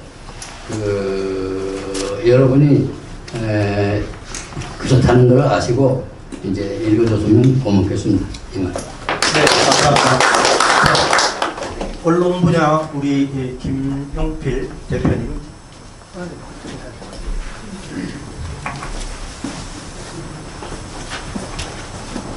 네, 안녕하세요. 동포세계 김용필입니다. 제가 작성한 거는 시기별로 본 조선족 사회의 변화와 이 특징 분석입니다. 주로 제가 뭐 신문 기사 쓰고 했기 때문에 주로 언론의 보도 자료 나왔던 걸 기초로 해서 좀 정리를 해봤습니다. 그래서 제가 2000년도서부터 이렇게 뭐 동포 관련 활동을 했기 때문에 제가 뭐 현장을 다니면서 주로 썼던 기사, 그리고 또 한국 언론에 큰 이슈가 있을 때마다, 조선족 이슈가 있을 때마다 나왔던 기사들, 그리고 1990년대는 그 가부의 좀 자료 검색을 통해서 쭉 시기별로 이렇게 정리를 해봤습니다. 한번 쭉 읽어보시면은 한중수교 이후서부터 지금 현재까지 중국 동포 사회가 어떤 변화를, 또 어떤 시기는 어떻게 이슈가 됐고, 또 그런 이슈를 통해서 이 동포 사회의 특징이 어떻게 나타나고 있는지를 좀 잘 정리했다고 생각이 듭니다. 그래서 어느 한 특정 분야를 집중적으로 썼다기보다는 파노라마식으로 지난 30년의 조선족 동포 사회, 그리고 그거를 저는 시기별로 좀 특징을 분석을 한다고 하면은 뭐 노태우, 김영삼 대통령을 저는 초창기로 봤고, 그 다음에 김대중, 노무현 대통령 때는 뭐 재동포법도 제정이 됐지만은 거기에 개정운동도 있었고, 또 불법 체류자 문제, 또 구제 활동, 방문 취업제도 이런 게 나오면서 상당히 격변기와 같은 그런 시기였다. 그래서 그때는 격변기라고 이렇게 특징을 구성을 했고, 그 다음에 이명박 박근혜 대통령 시기에는 재동포 체류 자격을 주는 차차차 범위를 확대해서 넓혀주기 시작을 했고, 그리고 영주 자격자도 많이 늘어났고, 그리고 그 시기에 어떻게 보면 또 어떻게 상당히 뭐 한국 정부의 보수 정권이라고 할 수 있는데 한중 간 교류가 가장 더 활발했던 시기였어요. 아마 그거는 동포들의 체류 자격이 방문 취업제 되면서 많이 합법화가 되면서 한중 교류도 더 활발하게 되지 않았나 그렇게 생각이 듭니다. 그러면서 2010년대에 들으면서 중국 관광객들도 많이 들어오는데 거기 뭐 중국 동포들이 역할들을 많이 했죠. 그래서 뭐 여행사도 많이 생기고, 그 다음에 또 여기 요식업이라든가 뭐 이런 쪽, 또 한국에 와서 결혼하시는 분들도 많이 생겨서 웨딩 문화도 상당히 번창을 했고, 그 다음에 동포들 이제 자생단체들도 많이 생겨서 다양한 문화 활동도 있고, 뭐 그런 시기. 그래서 저는 이 이명박 박근혜 정부 시기, 물론 나중에 사드 문제 때문에 이렇게 고꾸라지는 그런 상황이 됐지만은 상당히 성장기와 같은 때였다. 이렇게 부분을 했습니다. 그리고 이제는 그 문재인 정부와 현 시기, 그러니까 사드 사태가 터지고 나서 2017년 후반, 그때도 뭐 한국 사회가 상당히 뭐 여러 개 정치적으로도 혼란기를 겪고 있었던 그런 시기였죠. 그러면서 또 한중 관계도 상당히 좀 어려워지는 그런 시기였고, 거기에 따라서 그 영향을 받아서 국내 체류하고 있는 동포들에게도 상당히 위축됐고, 그러면서 뭐랄까 새로운 혐오 현상 뭐 이런 것들이 이제 나타나기도 시작을 했던 시기. 그래서 그 전에는 뭐 혐오가 있긴 있었죠. 그러니까 어떤 범죄 사건이 있거나 뭐 그렇게 하면은 거기에 따른 뭐 외국인 범죄다 그러면은 거의 그 조선족부터 먼저 이렇게 거론하는 그런 분위기가, 그런 혐오는 좀 있었지만은 이후서부터는 상당히 혐오가 다양화되는 그런 시기가 됐죠. 뭐 정치적으로도 이 혐오를 노라 이용하는 그런 사람들도 많이 생겼고, 그렇게 하면서 거기에 또 이제는 2019년도 말, 2020년도 코로나 사태가 터지면서 더욱 그런 상황들이 이제 있었다. 거기에다가 또 이 문재인 대통령 후반기에는 상당히 부동산 문제 때문에 상당히 이제 한국 사회가 또 했을 때 그때 이제 중국 국적자가 왜 이렇게 아파트를 많이 샀냐 그런 문제. 그 다음에 이제 건강보험료 문제 뭐 이런 사회적 한국 사회의 사회적 현황이 이제는 조선족 사회에 대한 하나의 그 혐오 아이콘으로 막 이렇게 등장하는 그런 시기. 그리고 또 평창 올림픽 때 중국인들에게 복수 국적을 많이 부여해주기 시작했죠. 올림픽 티켓 갖다 정상적으로 출국하면은 5년간 복수 비자를 주기도 하고. 그러니까 여기 남구로역 인력시장, 새벽 인력시장 가면은 가과연달에게 이제 중국인들이 많이 들어와 있고. 그래서 여기 중국인들하고 한중교류가 많아지면서 또 중국인들이 많이 들어오면서 그게 또 어떻게 보면 조선족 사회의 새로운 또 도전과 같은 그런 현상이 있었다. 그래서 이 시기는 뭐 여러 가지 한 3-4가지 정도 특징들이 나타나는데 그래서 도전기와 같은 그런 시기였다. 그래서 이렇게 도전을 받고 있다는 거죠. 이 조선족 사회가.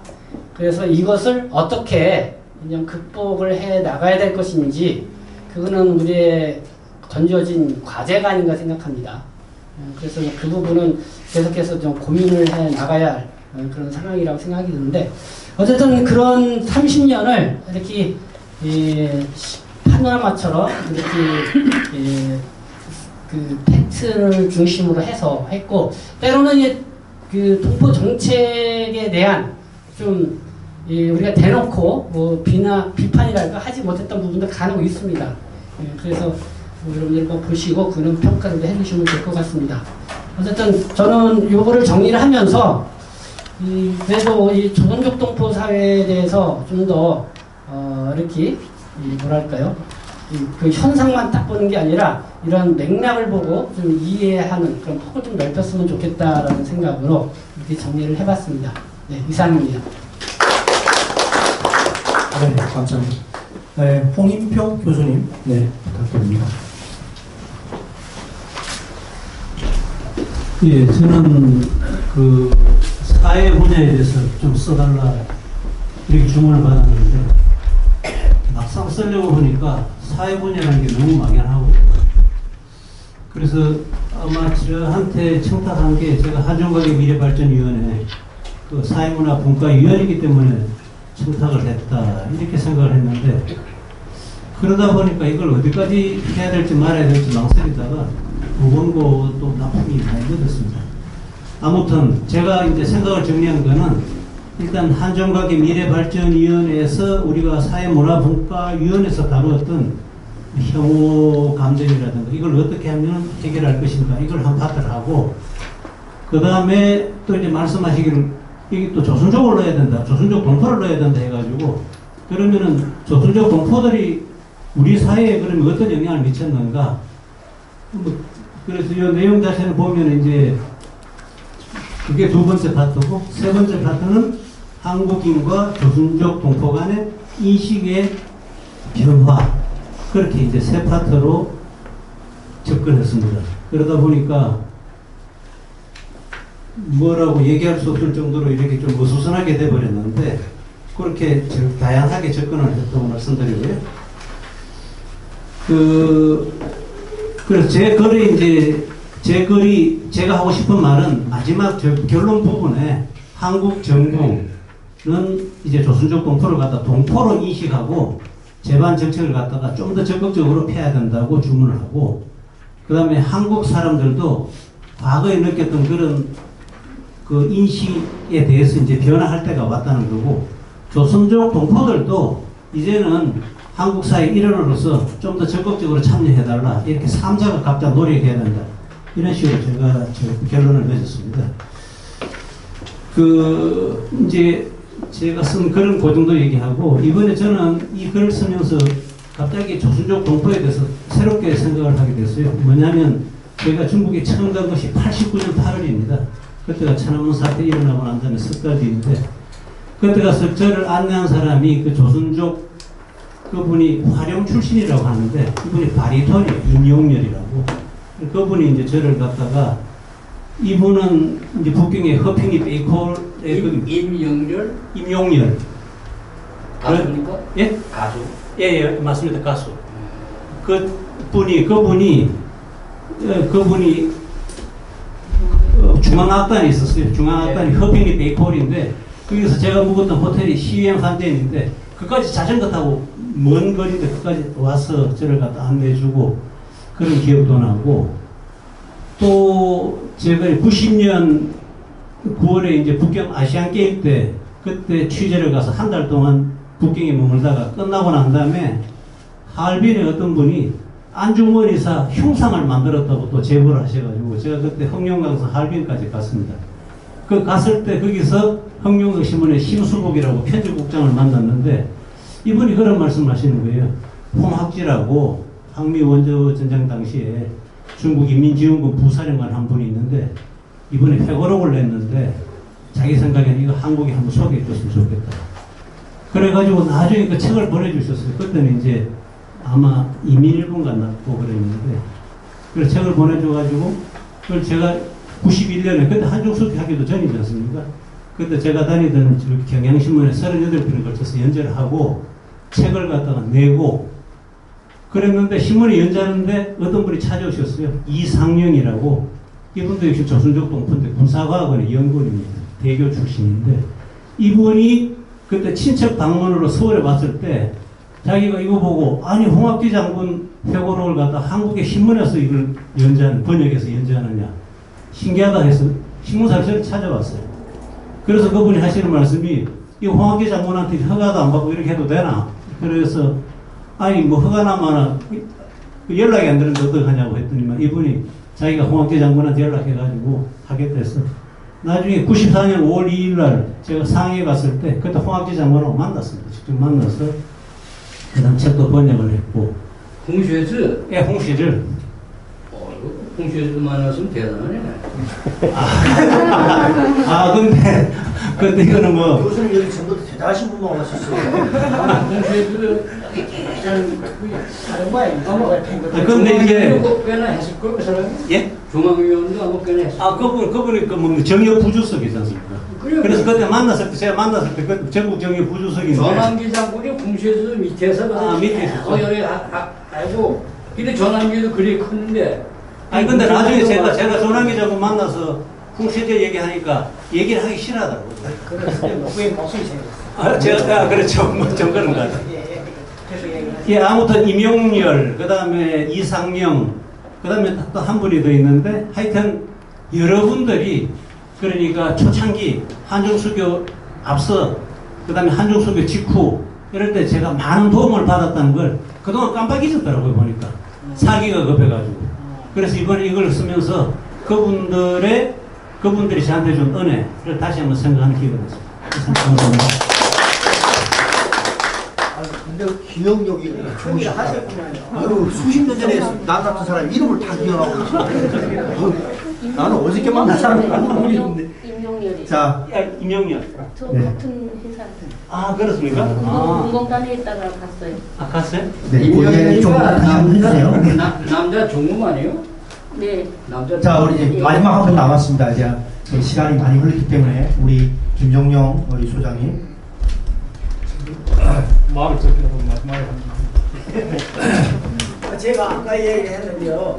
상강 토론회 다 같이 토론회 또 대표입니다. 우리 지금 민족이 와서 하는 두 가지 토론이 크게 있고 아무나 토론하네. 다 같이 토론.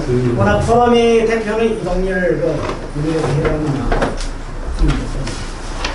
아까 곽재석 원장님께서 상처의 영매라고 말씀하셨는데 정문학적으로 다른 말로 해서 지옥의 빛이라고 말씀드리셨습니다. 너무 심한 표현 같은데 제가 2015년에 제한종족 발자취를 그려낸 책을 출간했는데 그때 제목이 천국의 그늘입니다.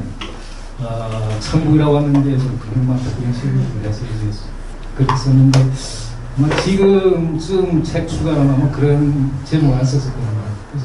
그래서 제가 이 책의 글은 천국의 그늘과 지옥의 빛이 사이에 있는 상황이라고 이해하면 되겠습니다. 그래서 그 혐오와 차별은 정부 차원의 차별이고 그다음에 언론 있고 뭐 정치인이 있고 민간이 있고 이렇게 한데 가장 관건적인 정부입니다. 그래서 불행이 생겼을 때 진부라라 한다 이런 중국 속담이 있는데 그 코로나 사태가 터지니까 한국 정부에서 그때 진보 정권인데 그래도 우리 이쪽 사회에서는 진보 정권을 많이 지지하고 그렇게 해왔는데 차별이 심했다. 그건 다음 겁니다. 그래서 이걸 보시면 아실 거고 거기에 대해서는 그만 얘기하고 제가 제 책을 여러 권 내고 남의 책 이제 여러 권 냈는데 이 책 보니까 좀 있기 탐탐해. 뭐 이런 말 좀 나쁘게 생각하시면 되는데 이 책이 보통 읽기 탐탐하다는 게 무슨 뜻이죠? 좀 답답해. 이게 보통 그 책이 얼마면 읽기 좋은가 하면 이게 지금 행이 26행인데 보통 24행이면 보고 좋거든요. 그래서 요 앞으로 총수가 계속 나온다니까 좀 읽기 좋게 만들려면 요 24행을 붙이고 페이지수 약간 늘리다. 아니 이게 젊은 사람이 왜 탐탐하대? 이게 늙은 사람 보기에는 좀 그럴 수 있지만 저 당신 아주 재빠르게 젊은 사람이 뭐 근데 전반적으로 한국 사회 책을 만들 때는 뭐 이렇게 답답하게 하는 거예요. 중국에서는 그만 논쟁하실 거예요. 중국에서는 28행이에요. 책마다. 나중에 중국의 책은 그건 너무 자 그만 얘기하고 제가 한 가지만 더 말씀드리겠습니다. 우리가 항상 이 종족 얘기를 할 때는 좀 어둠이 많습니다. 그래서 제가 오랜만에 좀 빛을 봤는데 제가 8월 20일 날에 중국 종족 개혁가 30인 취재실로 그러니까 19명의 기자가 중국에 동원돼서 30인 기업가를 취재한 그 취재실로 제가 한국에서 출간 진행을 맡았습니다. 그래서 그게 그 책이 30인 선정이 뭐냐면 기준이가 한국하고 중국 사이 이런 경제 교류에 있어서 기여하는 사람들 이런 분들을 선정합니다. 그래서 지금 다음 달 11월 8일 날에 한국에 출간식 합니다. 한국에 출간식 하는데 크리스트 7이 그 예식장이라고 중국으로 장충동 그쪽에 있습니다. 나중에 이제 참여하실 분들 제가 초대장 다 보내드리겠습니다. 이런 좋은 일이 있다는 말씀드리고 배도 고픈데 그런 말씀이십니다. 감사합니다. 네, 저희 행사가 1시간 반 동안 진행됐습니다. 원래 저희가 예정했던 시간도 1시간 반 정도 저희 진행하기로 했는데 그럼에도 불구하고 한 10분 정도는 그래도 할애를 좀 해서 오늘 우리 오신 선생님들 너무 저명하시고 또 밖에서 또 활동하시는 분들 오셨는데 오늘 우리 총수 출간 기념해 주시는 말도 좋고 혹은 소감도 좋고 해서 본인 소개도 겸해서 조금씩 한 말씀 좀 해주시면 한 1분 정도씩 말씀해 주시면 좋겠다는 생각입니다. 이쪽부터 시작해서 우리 문현택 본인 소개를 반갑습니다. 저는 한중 펌버스 신문의 문현택 대표라고 합니다. 한강포럼 총수 출간 축하드리고요. 오늘 좋고 또 귀한 소식을 많이 들었습니다. 또 우리 책 출간에 또 댓글을 제공해 주신 세연님께로 고맙고요. 우리 신문에는 오늘 신문에 우리 상강포럼 총수 출간에 대해서 적극 기사를 또 공부하도록 하겠습니다. 감사합니다. 네, 안녕하세요. 네, 사람 먹인 한국예술문화단체 총연합회 브로그 지구 장동 제1자치에 오늘도 상강 포럼 총수 출간식 축하드리고요. 저는 서울시 공무원 출신입니다. 서울시에서 한 6년 있었고 브로그에서 한 28년을 근무했습니다. 그래서 저는 우리 한중섭의 30년 조선족 이 책인데 많이 접했어요. 여기 그냥 몇몇 아시는 분들이 있고 저는 이제 전공은 문학이었기 때문에 문화 또 동포 문인협회하고 이렇게 갖고 또 우리가 또 오류동 턱굴공원의 문학의 집에서 뭐 여러 가지 창작 강의를 했습니다. 그때 우리 동포 문인들께서 오셔가지고 많이 등단들 하셨어요. 그런 관계로 해서 측에 현재된 의회 총회장이기 때문에 오늘 참석하게 된 것 같습니다. 여러분 축하드립니다. 네, 감사합니다. 네, 우리 최재용, 우리 현재 이 장소의 주인이십니다.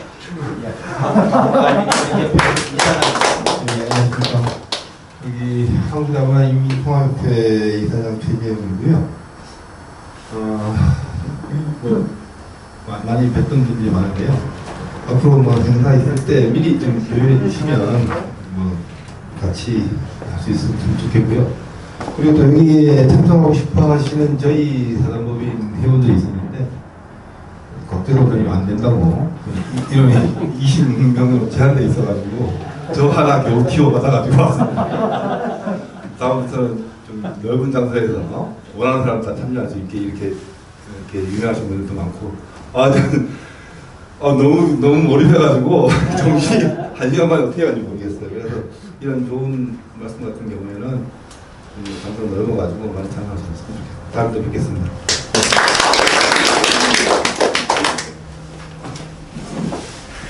반갑습니다. 김웅상무라고 합니다. 오늘 곽재석 원장이 초대해서 왔는데요.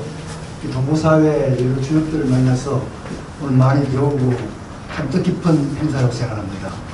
저는 2017년도 대선 때 문재인 캠프에 참여하면서 곽재석 원장하고 같이 했고요. 그때 동포청 설립 추진 특위위원장을 맡아서 이제 곽재석 원장 그리고 동포사회 많은 분들과 같이 활동을 했습니다. 했는데 그게 이제 문재인 대통령이 당선이 됐는데 5년 동안 이 중국 동포 문제에 관해서는 진전도 없었을 뿐만 아니라 동포청 설립에 관해서는 어떤 좋은 소식도 없었어요. 참 실망했어요. 그리고 이제 요 몇 달 전 대선 때 저도 다시 이제 캠프 쪽에서 민주당 선거운동 요청이 와서 저는 뭐 한사코 이제 참여하지 않을 작정으로 있었는데 막판에 하도 이제 급해서 중국 동포 사회에 관해서 조금 소개해달라는 분들이 계셨어요. 그래서 제가 아는 분들 몇 분 만났는데 중국 동포 사회에서 한사코 이제 거부하는 몸짓이었어요. 제가 이제 그 심정을 좀 이해를 하겠더라고요. 아니 노무현 정부 때 그나마 좀 나아진 거를 아까 저기 발표하신 어떤 분처럼 보수 정권인 이명박 박근혜 정권 때 오히려 이게 한중 수교가 굉장히 활발하게 진행되어 왔는데 이 진보 정권이라고 하는 문재인 정권에서 이 동포 사회 문제가 오히려 위축됐어요. 그래서 우리 동포들이 참 기댈 때가 참 없었구나. 굉장히 배신감을 많이 느꼈구나. 이런 이제 저는 개인적인 그런 느낌을 많이 받았습니다. 그러다가 이제 얼마 전에 동포이민청 설립을 외무부 산하에서 한다고 지금 이 정부에서 기사가 났어요. 너무 뜻밖이었어요. 아니 진보 정권에서는 걷다 보지도 않던 거를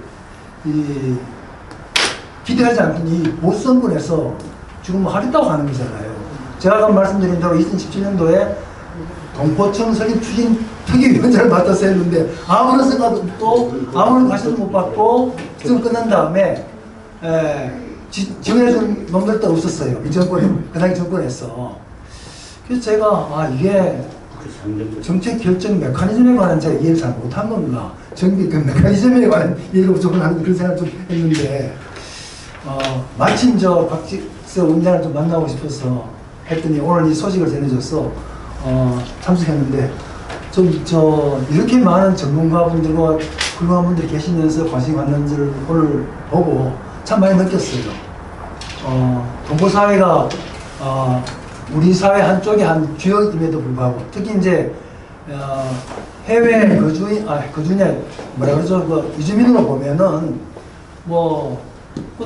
아까도 어떤 분이 말씀하셨는데 총선 때 베트남 출신이 국회에 비례로 나가는 이주민을 대표해서 숫자도 얼마 안 되는데 근데 중국 동포는 100만이라고 하는데 반영이 안 되잖아요. 이 말도 안 되는 현상을 도대체 이 대한민국 사람이나 정부, 특히 정치하는 사람들이 어떻게 생각하고 있는 건가 하는 그런 안타까움이 있었는데 아까 제가 말씀드린 대로 지난 2월달, 3월달, 4월달 대선 캠프에 요청이 왔을 때 우리 동포들이 현재 거버넌 오피스를 하고 있다는 것에 대해서 이해를 했다는 말씀을 들었는데 오늘 하여튼 다양한 시각에서 말씀해 주셔서 제가 오늘 이 책 두 권을 같이 좀 정독을 해봐야 되겠다는 생각을 좀 갖고 있습니다.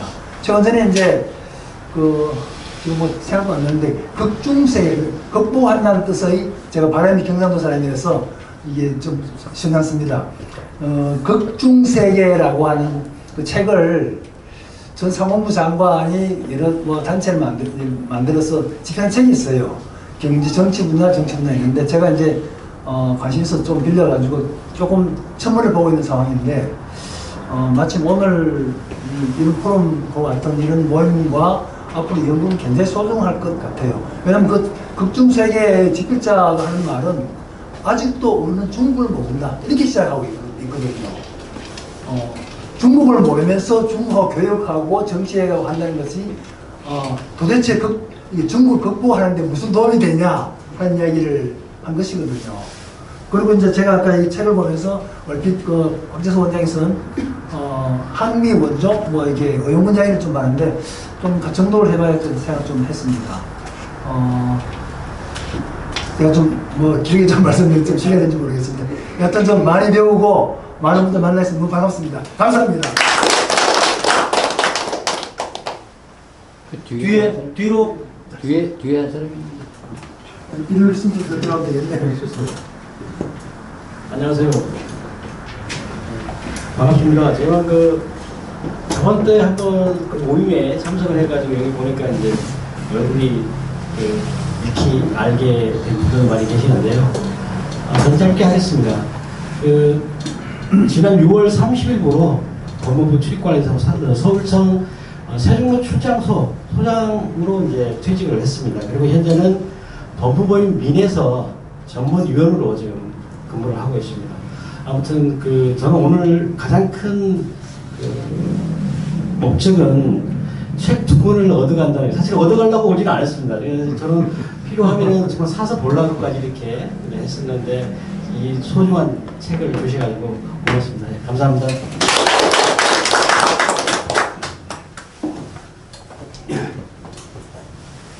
안녕하십니까. 저는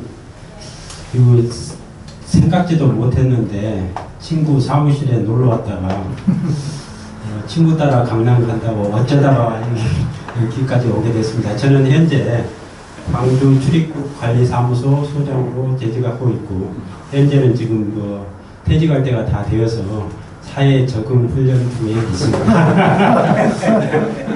끝나지 않게 방문은 했지만 와서 이렇게 귀하신 분들이 이렇게 많이 한 자리에 모여서 이런 학문적으로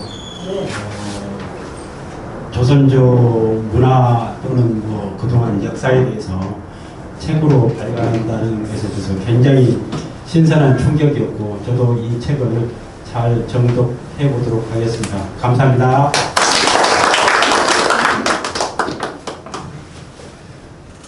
안녕하세요. 반갑습니다. 저는 우리 곽 원장님이 오늘 이 자리에서 출간식을 한다고 해서 오라고 해서 그냥 정식 초청을 받고 왔습니다. 저는 곽 원장님하고 예전에 과천에서 같이 근무했던 직장 동료 중에 한 사람이고요. 저 또한 여러분들이 특히 우리 조선족 동포 여러분들께서 애로사항을 많이 말씀해 주셨듯이 그 애로사항을 현장에서 많이 느꼈고 이 동포사회가 앞으로 어떻게 가야 된다고 하는 것을 1990년도, 2000년도 할 것 없이 많은 동포분들 합해서 우리 동포분들이 아쉬워하고 아파하고 힘들어하는 부분을 그 당시에는 많은 동포들하고 앉아서 이야기했던 내용들이 고스란히 이 책자에 녹아있는 점이 오늘 저로서는 참 정말 소중한 보물 같은 이런 책자구나 라는 생각을 해봤고요. 그리고 이 각층에서 활동하고 있는 우리 동포분들, 특히나 우리 두 분 젊은 친구들이 한국에 유학 가서 한국의 최고 학부에서 강의하고 있는 그 모습들이 정말 대견합니다. 왜냐하면 한중수교 이전이나 이후까지 우리 동포분들이 와서 한국 사회에 와서 수없이 많은 고통을 많이 겪으셨고요. 한국에서 원치 않게 떠날 때 한국에다 대고 오만 욕설을 하고 떠나실 때 한국 사람인 저 또 한국 출입국의 그 공무원의 한 사람으로서 공무원이 느꼈던 그 답답한 마음이 참 어제 같은데, 근데 세월은 흘러 오늘에 이르렀고요. 이르러서 우리 동포 사회와 또 우리 한국인들 그 관계가 비교적 90년대와 2000년대 초과 같지는 않지만은 그래도 당시에 우리 곽 원장님이나 저나 그 많이 이야기했던 그런 방향으로 점차 흘러가고 있는 게 아닌가 싶습니다. 그래서 그 귀중한 여러분들의 생각을 담은 이 책 꼭 잘 읽어보도록 하겠습니다. 고맙습니다.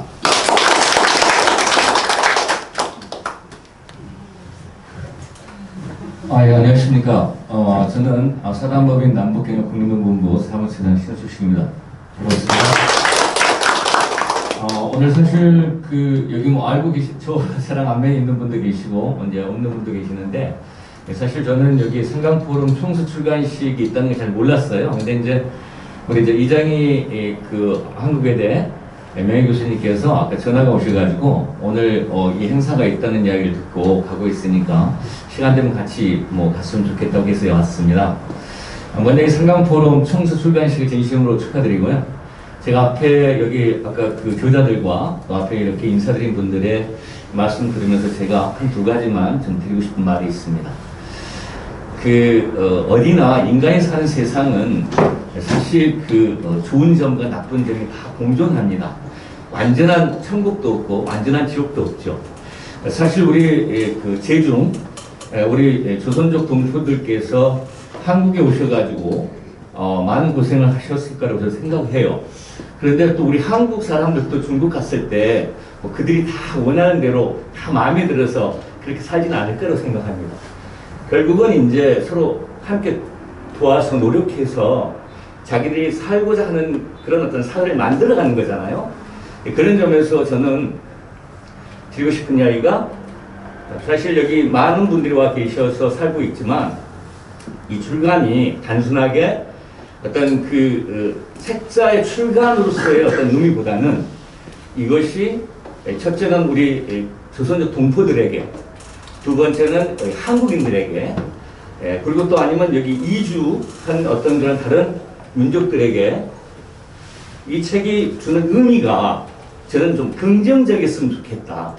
아까 앞에 어떤 분이 자기들이 떠날 때 험담하고 욕설하고 그런 간분들도 계시겠죠.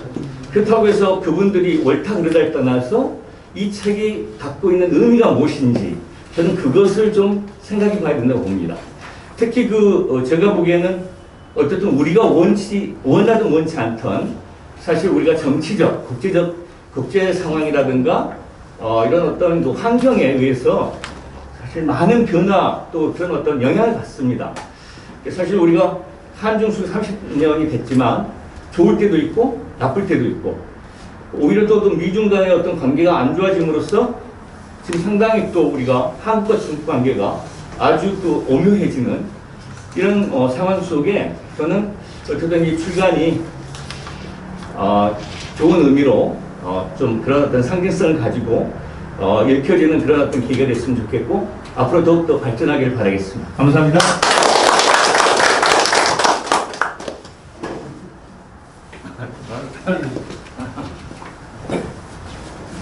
저는 이 책 132페이지에 시 윤동주가 부럽다를 쓰고 그 다음에 노래 디아스포라를 작곡한 싱어송라이터입니다.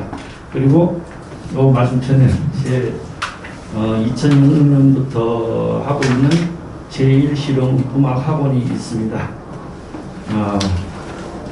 청서 출간식 대단히 축하드리고요. 이 소중한 책 가서 잘 읽어보겠습니다. 감사합니다. 자기 이름 얘기해야지. 이름 얘기 안 해가지고 다 알아요. 아니, 모르는 사람 많지. 잘 모르는데. 박순혁입니다. 네, 전은주 박사님이 쓰신 이게 논문에 여기 제 132페이지에 여기 하나 있습니다. 여기 짧게 제 시를 인용할 수 있는 작곡, 작사, 노래를 다 하고 이것도 음악하고 있는데. 선생님 감사합니다.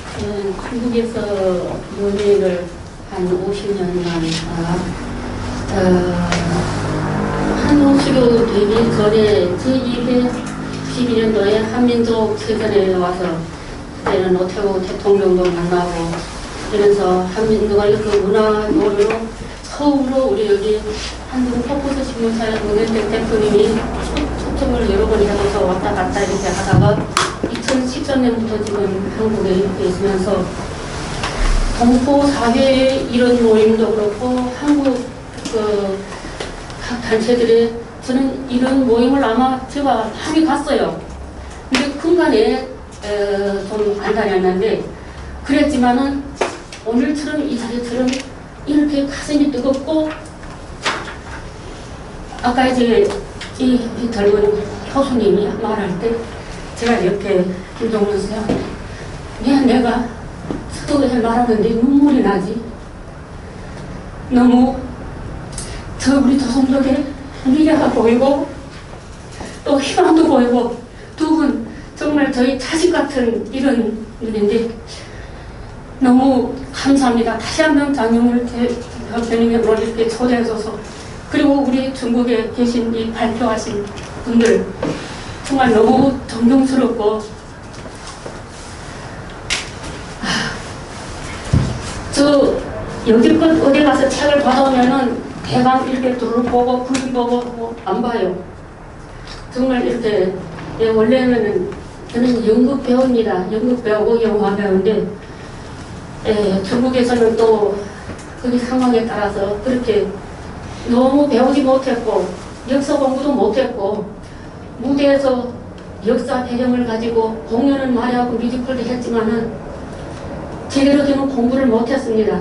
그런데 오늘 저는 한 분 한 분 발표자의 이 모든 발표들이 제가 지금까지 걸어오면서 마음에 있었던 서름과 한과 또 기쁨과 감동이 이런 것들이 막 겹치면서 그동안에 여러 가지로 또 이게 마음적으로도 또 나라와 나라 지간에 이런 일들이 해서 정말 한국에서 위안부 영화 주연을 하면서 대한민국에 대해서 희망과 꿈도 가지고 왔지만은 지금까지 그 영화 한 쪽으로 바로 또 코로나19 이런 상황이 있었는데 오늘 저는 큰 마음에 많은 재산을 가진 것 같아요. 그리고 너무 이번에는 제가 이 책들을 가서 정말 다 전부터 모든 발표자들이 이걸 다 읽고 시간만 되신다면 제가 전화라도 제 감상을 이제 얘기하겠습니다. 열심히 살고 다시 한번 동포들은 또 같은 우리 조선족이니까 그러는데 한국에 계신 분들이 한중 관계의 이런 그 발전을 위해서 이렇게 심혈을 기울이시고 또 그 따뜻한 마음을 가지고 이렇게 있어서 너무 감동받았어요. 열심히 가서 책을 읽겠습니다. 감사합니다.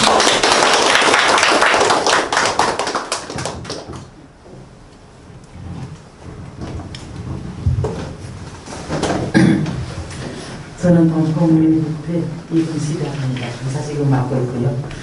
이런 장소에 가지 않을 수 없는데 초청해주니까 또 와보기도 하고 또 오늘도 특히 또 이 책을 또 출간사를 한다니까 또 오기도 왔습니다. 근데 시간은 늦게 와도 그런지 되게 책이 차려지지 않아요. 돈 내고 쌓이면서 그리고 감사하고 어쨌든 이런 조직의 몸을 갖고 있으니까 나도 열심히 이런 사회에서 나이는 있지만은 남들과 같이 함께 잘 뛰어보겠습니다. 감사합니다.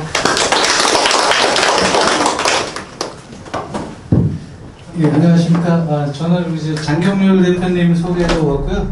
저는 이제 역사 관련된 그 시민사회 단체에서 그 활동하는 남상만이라고 합니다. 저는 이제 개인적으로 2007년도에 그 중국의 이제 동북 지역에 이 항일 독립운동 유적 답사를 갔다가 이제 거기서 만난 그 분들하고 인연이 돼서 그때부터 좀 이제 우리 재중동포라고 하는 조선족 분들과 그 계속 그 교류를 하고 있고 그때 인연으로 관심을 많이 갖고 활동하고 있고요.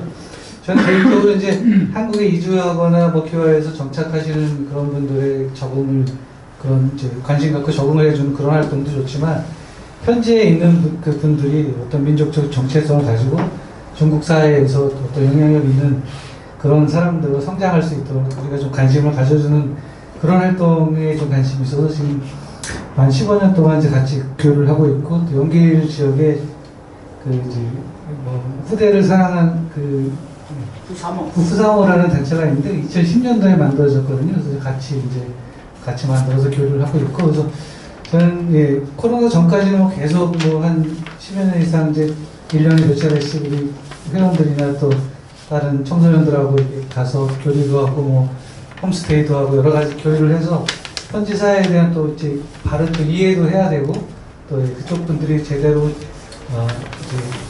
한국도 제대로 알고 또 중국도 제대로 알고 사실 그런 중간 고리를 해주는 게 저는 이제 조선족 공보분이라고 생각합니다. 긍정적인 역할을 할 수 있도록 그런 교류를 좀 많이 하고 싶은 게 제 바람입니다.